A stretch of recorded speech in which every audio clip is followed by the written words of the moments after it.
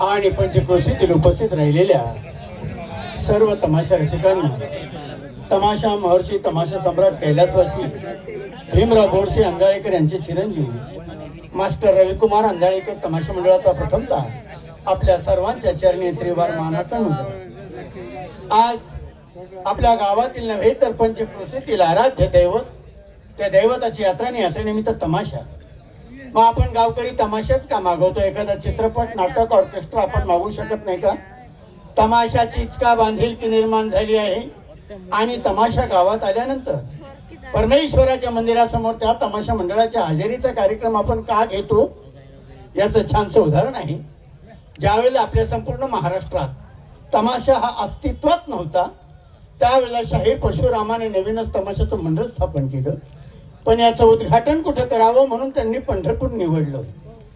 पंढरपूरमध्ये विठ्ठल माऊलीच्या मंदिरासमोर ज्यावेळेला तमाशाच्या हजेरीला सुरुवात झाली तो प्रकार संत आणि पंत या मंडळींनी पाहिला नेऊन परशुरामावर भडकले। ए परशुरामा, हे काय चालू केलायस हा तमाशा? चाल तुझं हे गबाळाने मंदिराच्या पाठीमागे उभं कर, आम्हाला या ठिकाणी कीर्तनाचा कार्यक्रम करायचा आहे।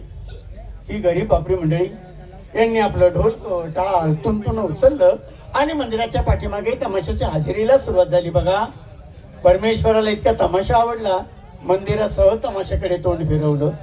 माझ्या ठिकाणी परमेश्वराला जर तमाशा आवडत आहे मग तुमच्या आमच्यासारख्या मानवाला का आवडू नये? आपल्याला देखील आवड आहे, गोडी आहे, म्हणून रात्रीच्या वेळेला कुठल्याही संकटाची तमा न करता मिळेल त्या रस्त्याने आपण या ठिकाणी आलात आणि मिळेल त्या जागेवरती विराजमान झालेले आहात। तरी सुद्धा अलीकडे तमाशाकडे पाहण्याचा बऱ्याचशा लोकांचा दृष्टिकोन हा वेगवेगळा आहे।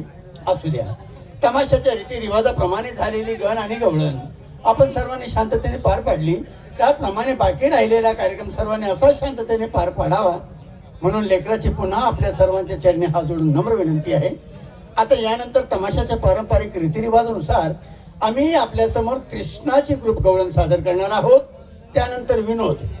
मग तुम्ही म्हणाल हा विनोदच का?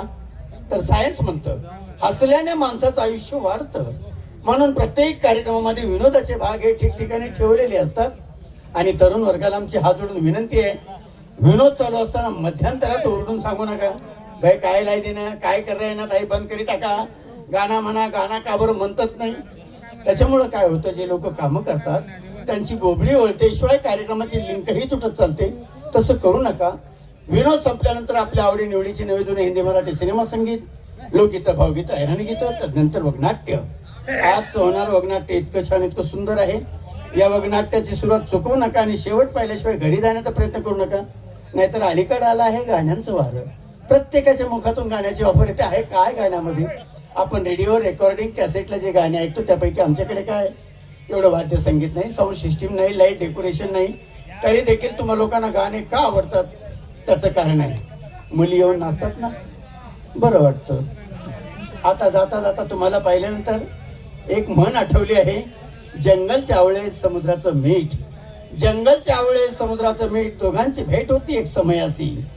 तसेच तुम्ही वृक्ष, आम्ही पक्षी, आलो तुमच्या छायेसी, नका धुडकावून लावू आम्हा गरीब कलावंतासी, हीच आशा तुमच्या पवित्र चरणासी। ऐकूया कृष्णाची ग्रुप गवळण।